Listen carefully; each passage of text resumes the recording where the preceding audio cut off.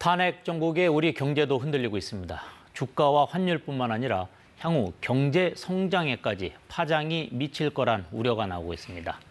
전문가와 함께 자세히 짚어보겠습니다. 이인철 참 좋은 경제연구소장 나오셨습니다. 안녕하세요. 자, 우선 증시부터 살펴보겠습니다. 이제 계엄 선포가 됐고 해제가 된 이후에 지금 4거래일 연속 주가가 떨어졌고 시총이 140조 원 정도 증발했다. 주가의 등락도 컸다. 이렇게 지금 결과가 나오고 있는데 어떻습니까? 오늘은 좀 시장이 좀 안정이 됐습니까? 그렇습니다. 이제 어제 오늘 반등에 나서고는 있습니다. 그럼에도 불구하고 연초 대비 여전히 마이너스인데요. 네. 한국 증시는 울고 싶은데 뺨 맞은 격입니다. 지금 전 세계 주요국 증시 가운데 최저 수익률이거든요. 네. 전쟁 중인 러시아보다도 수익률이 낮습니다. 미증시는 자고 나면 놀라서 미증시 연말 랠리에 기대해서 바닥 탈출을 기대했는데 정치적 불확실성이 지배하고 있습니다. 특히 문제는 지금 말씀하셨던 것처럼 개헌 발표 이후 나흘 동안 국내 증시 시가총액이 144조 원이 허공으로 증발했는데 네. 현대차 3개를 날려버린 셈입니다. 네. 수급은 더 좋지 않습니다. 외국인은 계속 팔고 있고요. 그나마 그동안 증시를 떠받쳤던 개인마저도 어제 그제 2조 원 넘게 주식을 내다 팔았는데 물론 오늘은 좀 지금 반대 상황이긴 합니다만 외신들은 한국 증시는 초저가 세일 중이다. 2개 종목 가운데 1개가 52주 신저가다.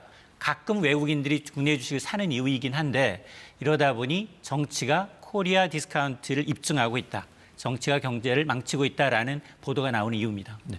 사실 우리 경제 환율에 민감하게 반응할 수밖에 없는데 환율은 어떻습니까?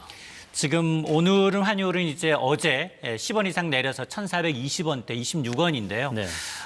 이 지난 3일이었습니다. 야간 거래에서 1,442원. 그러니까 우리가 한 번도 경험하지 못한 IMF와 글로벌 금융위기를 제외하고 경험하지 못한 환율을 받기 때문에 상단을 1,450선, 아니다 무슨 얘기냐, 1,500원까지 열어내야 한다라는 얘기가 나오고 있는데요. 물론 외환당국은 과거와는 좀 다르다.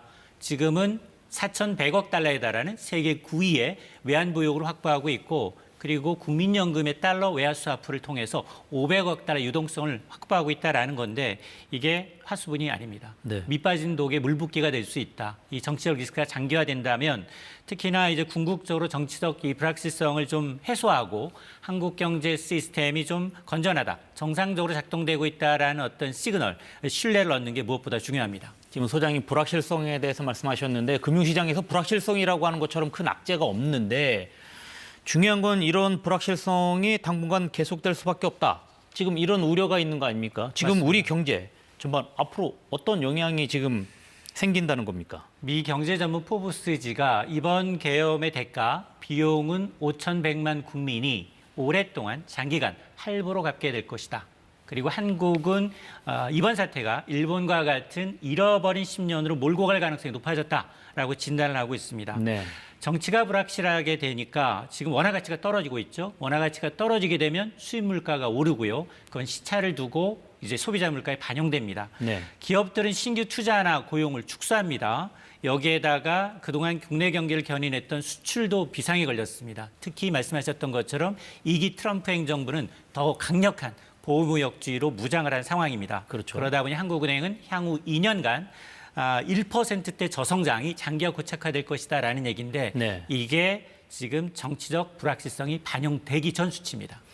자, 마지막으로 하나만 더 여쭤보겠습니다. 지금 대외 신용도 이거 참 걱정입니다. 글로벌 신용평가사들 지금 우리나라 어떻게 평가하고 있습니까? 우리나라가 한국의 국가 신용 등급이 떨어진 건 역사상 단 한 번밖에 없습니다. 네. IMF 외환위기 당시였는데요. 어떻게 이겨냈느냐? 우리 국민들이 금을 모아서 이겨냈습니다. 네, 그렇죠. 지금 만에 하나 국가 신용 등급이 떨어진다면 이게 개인이 신용 등급이 낮아진 것과 똑같습니다.